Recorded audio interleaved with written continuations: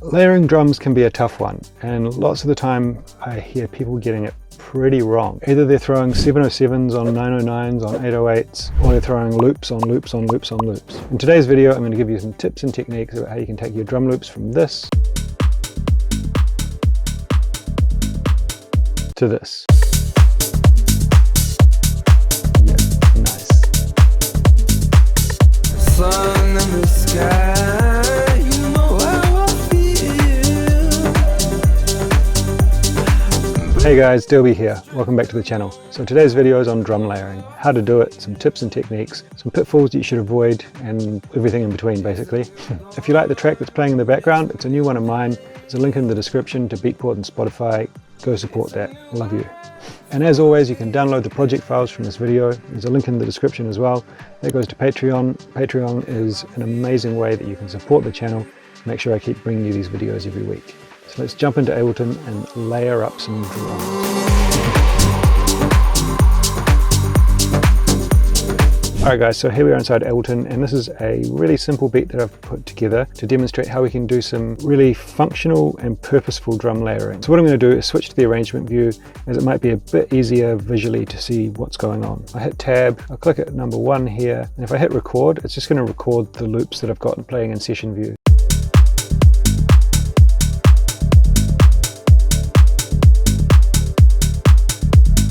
Cool. So 8 bars is enough. Just delete that, hit this, and we can duplicate it out to 16 bars, loop that, and here we go. Not too sure what happened to our kick there. I think I missed it, but anyway, there we go. 16 bars of kick as well. So there's our drums. Other than the drums, we've just got this really simple bass. It's just playing a one-shot sample from my sample pack, Underground House, link up here, and a pad, and these are literally just there to give a little bit of context to the track. Let's put a crash in, just so we know we're kind of hitting the beginning again. Yeah, little crash every 8 bars, turn that down in volume. So, the drums are pretty basic, pretty vanilla, you would say. So we've got a clap, I think it's a 909, 707, 707 clap, 909 hi-hat, 909 closed hat, and a tom drum. So really cool, solid, standard drum sounds, but pretty boring, pretty one-dimensional. So I do a lot of mixdowns for people, and what I often find is that people are layering their drums with the same kind of drums. Like if I duplicate this clap and go hot swap here, and go for the 909 clap, right? Let's listen to that.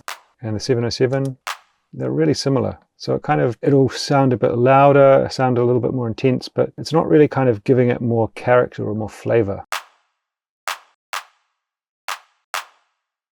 See, it's almost just the same. And I find this a lot. People layer drums with the same kind of drums, essentially. So what we want to do is the opposite of that. We're going to layer things so that they have more personality. The first thing I want to do, let me just delete that, is take a look at the kick. So the kick is fine, especially for this kind of deeper style, but it's not really got any personality to it. I chose this one purposefully because I know that the sub really works. It's like a solid kick, but it's quite a vanilla kick. It doesn't have a lot of character to it. So what I'm going to do is duplicate this kick drum pattern down here to this top kick, and from this one, so this is also from my sample pack, but I think what we can do is find something a little bit more interesting. And what I'm going to do is hit hot swap here, and we can literally just go through a bunch of the sounds. I'll just filter this out from about 500, tends to be good. Add in a low cut here, because we really don't want to double up on this kind of low mid area. It's just going to create muddiness. Maybe I'll bring that up to 600. We're just trying to get the character from the top there. This is the mindset that you should be having when you're layering things, trying to do it purposefully, right? So hot swap.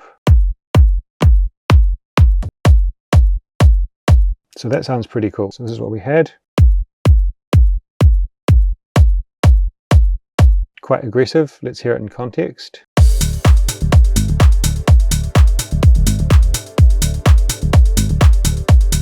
Might be a bit much for this track, so let's learn our lesson from that and listen to the whole thing in context when we're choosing it.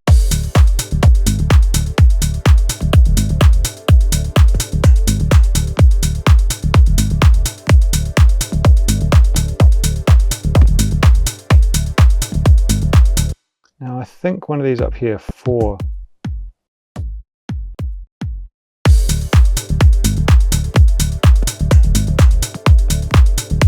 Just keep going.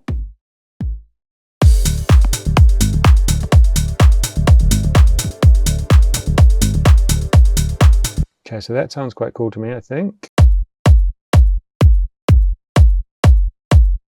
And what I'm going to do here is just use the fade. So I'm really just trying to get the attack of this. Now we can look at it in the oscilloscope megascope to see how that's changing the waveform. So you can notice that this light bit at the start, which is the transient, is coming up. We're adding more attack to the sound. Cool. So I think that's a win.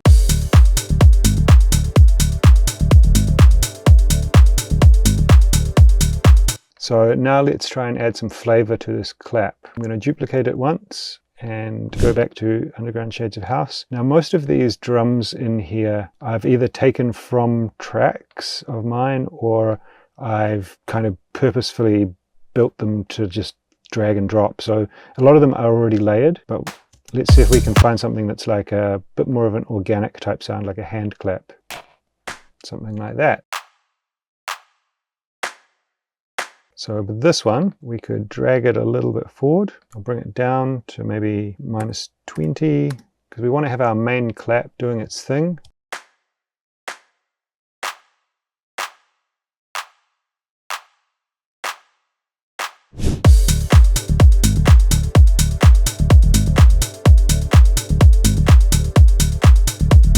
Now we could try having 1 4, 1 late.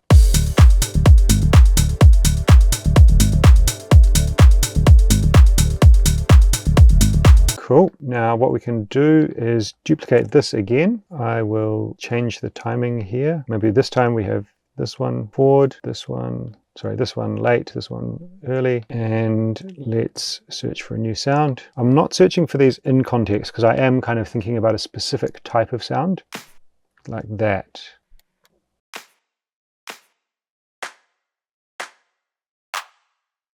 Right, so now let's just try it with this and this.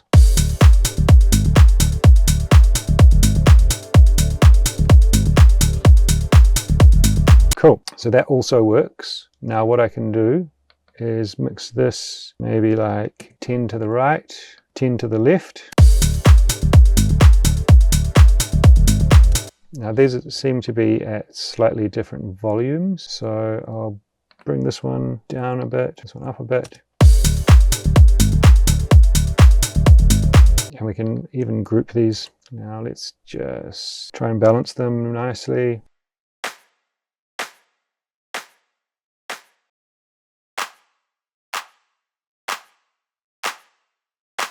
Solid. Now to add a little bit more movement, I'm just going to add a bit of pan randomization here, maybe 12, I don't know, that might be a bit too much. So it just really helps to add the stereo field, and what we're doing here is like really creating some nice stereo width, but without the problems that you get by using like House effect type things.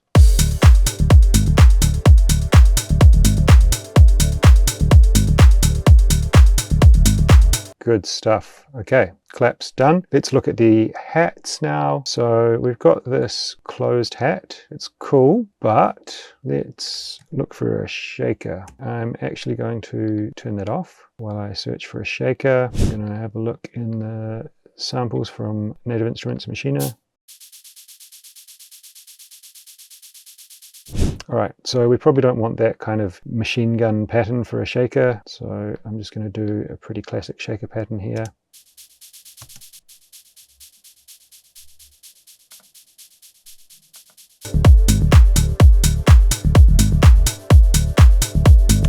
Now what I can do is use our hot swap and see what we can come up with.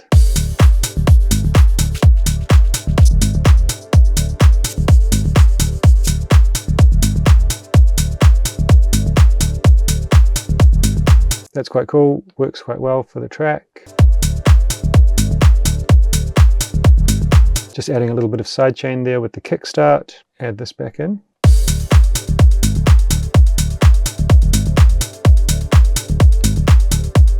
So what I might do with this closed hat now is have the shaker doing what that was doing. And the closed hat, I'm just going to make it a bit more interesting. So I'll take out these offbeats so that it's playing against the open hat. Cool. And let's turn the kick drum on as well. Actually, what I'm going to do is just mute all of these.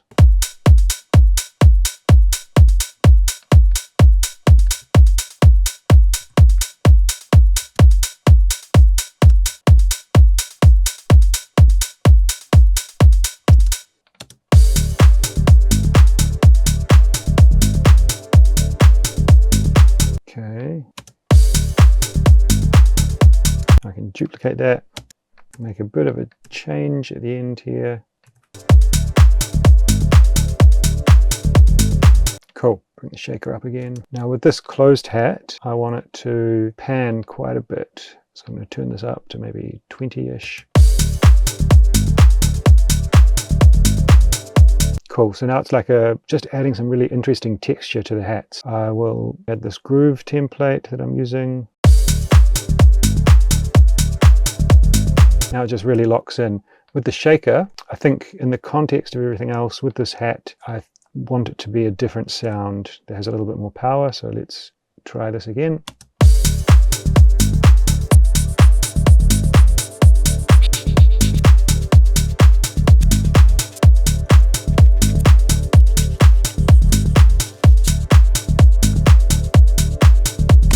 Nice, that one works. Okay, now layering the open hat, what I'm going to do is let's listen to it. What are its characteristics? So it's bright, it's kind of sharp or harsh, it's got a very hard attack, okay, like a strong transient. It's kind of quite short and snappy. If we play the kick and the open hat, and then we look at this oscilloscope, we can see like it's an open hat, but it's not too long. So we've got the opportunity to use something that's a little bit longer, but with less of a strong transient and more of a gentle attack. So I'm thinking a shaker sound could pair quite nicely with this. So let's carry on with our shakers. Something like that might work well. I'm going to turn up the sustain.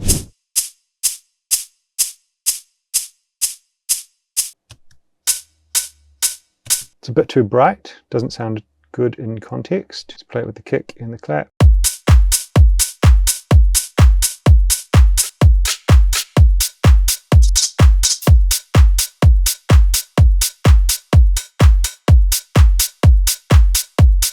Could add a bit more attack here.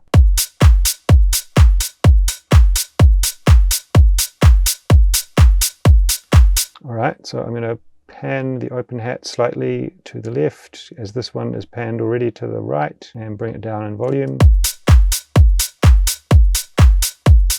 Open hat in the middle. Okay, what I can do is maybe try a little bit of emphasis on the second one or the first one. Let's make it a shorter loop.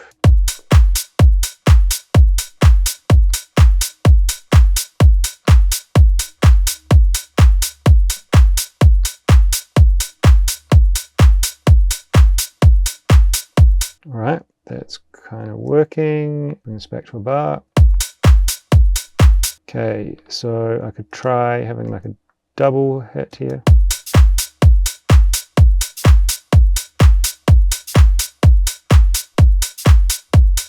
Not quite working. So what I might do is try doing that, but with a different sound. Shaker. And I'll duplicate the shaker. Let's go show in browser, and we'll go to native instruments, machine samples, hi-hats. I'm just looking through the open hi-hats here. There's great sounds in here, but there are a lot and quite varied. So normally I say listen in context. With something like this, it's difficult because there's a lot of variation in the hats. So what I'm going to do is C3, I'm just going to put a double hit here, try that here as well.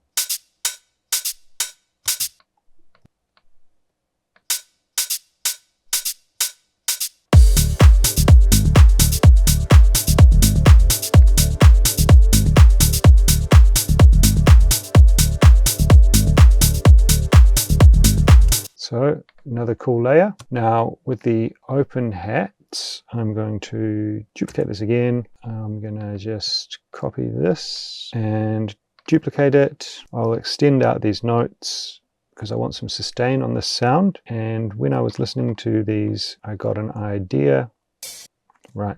Something like that.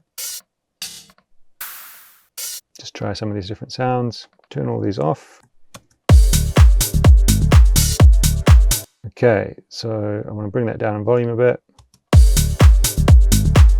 And then what I can do is, with this one that's playing the double, where this is happening, I'll just delete this. Okay, so what we want now here is like an answer to this. So I will duplicate that, and I'm just going to delete that, and then Command J to consolidate it, loop. So this is starting to get like, this is good layering. We want to get call and response. And here I want a closed hat sound that's quite a hard one. Something like that. Let's try it. Let's make a like really tight sound like this. We can just try it. Maybe something like this, so it kind of calls and responds to itself. Okay, yes, I like it. So we put this one also before the clap.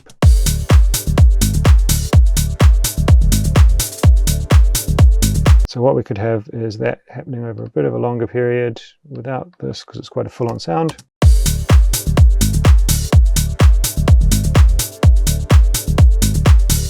And I'll take out this one. And let's layer that with a shaker. Now let's put in this kind of double hit, which is going to sound similar to the one before, but we want it to only happen here, right? So duplicate, delete the first one. All right, let's just loop it like this.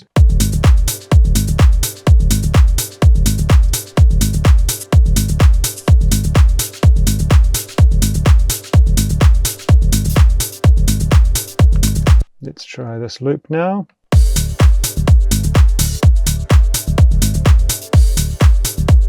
Maybe I'll even differentiate this a little bit by having it like this.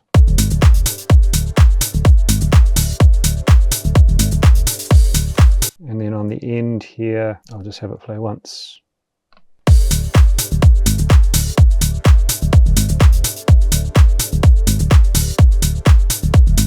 No, I'm going to put it back at this point. Nice. So there we've got a bit of a 4-bar loop in the hats. Now let's look at these drums, percussion. Okay, so we've got a tom here. Tom's cool, it adds groove, but let's add a conga. We're always kind of using the elements that we've got in there before to add new elements so that we're creating these layers of percussion, right? So I'm always trying to add, you know, this tom drum is like low frequency, low mids. So I'm going to try and add something that sits a little bit higher up. So my idea is to try a conga. Conga, boom. Now, where are we sitting? So let's bring that down. Key are we in? D. Cool. So that should be in key with our track. All right, so let's have a listen to this conga and this tom together. Sounds cool, but what if we try the conga a little lower?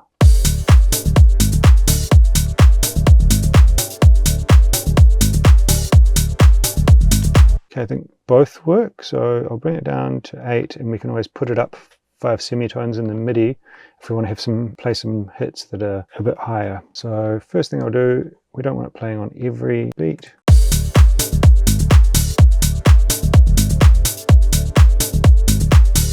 So let's put something here. Cool. Okay, so now you can see that these drums are starting to interact with the hats, right? So it's kind of adding layers of texture. We're always following the groove. I'll just add a bit of sidechain on here. Already did. Okay, I'll duplicate this.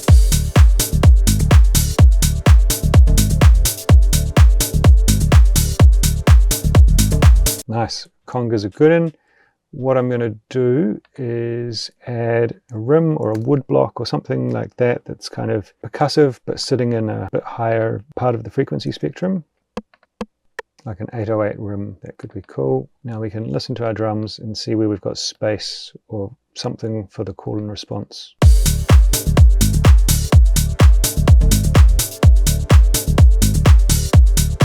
So I think in here, cool. That's a nice little skippy rim shot. So that could probably, I'm going to say, happen here. No, maybe. Let's see if we can get away with having two here to differentiate it.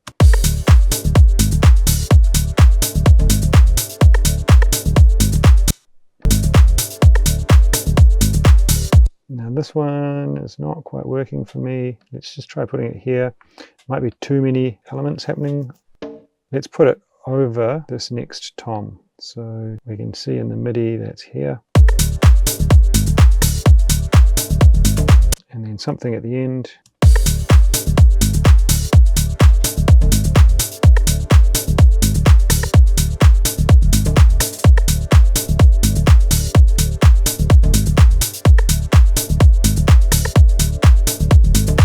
Simple is sometimes better. Right, I think that's good. So you can see here we're layering this up with sounds that are different. It's getting full, but you can hear each sound through the mix, right? And that's even without like any significant panning. Like if I move this rim hard to the left, it stands out much more. Cool. So the next obvious thing that we can do is adding in a loop. But what we want to do, if we're adding in like top loops or something, it's really as a like layer to fill out some of that space that we've got. We don't want to just pile on more drums. We just want it to be kind of like subtle and sit underneath. So something I have is a knob dedicated to this Q volume on a MIDI controller. So I've mapped that. If I press Control M, you can see here MIDI C54 is set to preview volume. That corresponds to this knob here. So that's the volume that our previews are going to play at. So when I hit here, or if I turn it up, so the benefit of that is I can kind of control the volume as I'm auditioning loops and different samples. Okay, so I've got some top loops here, and what I'm going to do is just cycle through them, see if I can find one that fits in nicely and complements what we've got going on. So let's just play our loop.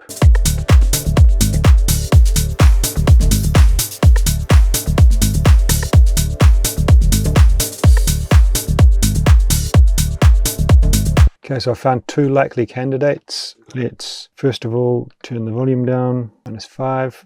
Let's do some EQing. We want to pull out the hats. Now I can do all this without really listening to them. We will listen to them though. So it's got quite a lot of lows in it, right? I get the feeling this is going to probably work for our needs, but let's just try both. I can hear that things are quite long and extended in them. So what I'm going to do is work on the clip envelope. I'm just going to bring in the envelope here with this little slider.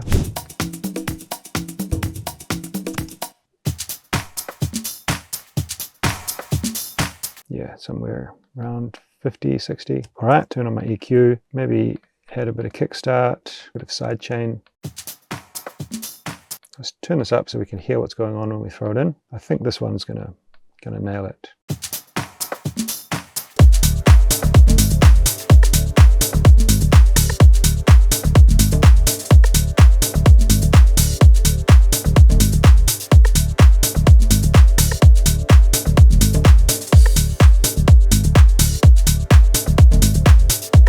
We take off the EQ, it's taking up a lot more space. We'll put this back.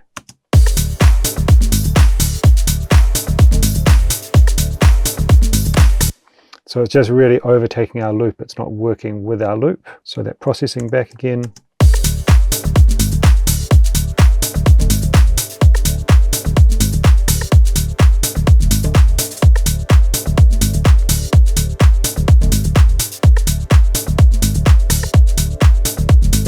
So that really helps to just kind of fill out the loop. Let's try with this one.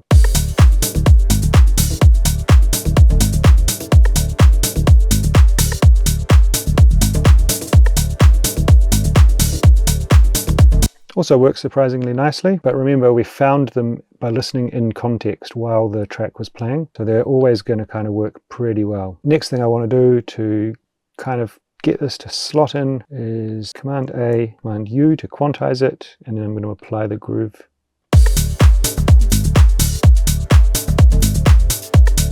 So let's have this part here quantized, this part not quantized, right? So we'll color this brown so we can hear the difference. Quantized to our groove, not quantized. So before.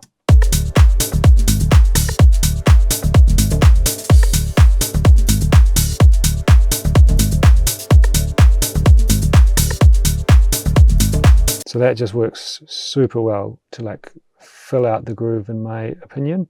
And we're really using these kind of loops in a very subtle way. So hopefully that gives you some ideas about how you can go about layering your drums in a kind of meaningful, professional way to get a sound that's really punchy, really clear, but has kind of detailed dynamics and lots of depth to it. If you want to grab these project files, you can download them from the link in the description. It goes to Patreon. There's this project and so many more over there. Get in there. Alright guys, there you go. I hope you enjoyed that, and I hope it gives you some ideas about how you can take your drums to the next level. If you're looking for something to watch next, then check out this. I think you're going to like it. Well, that's it from me today. We'll catch you next time. Peace.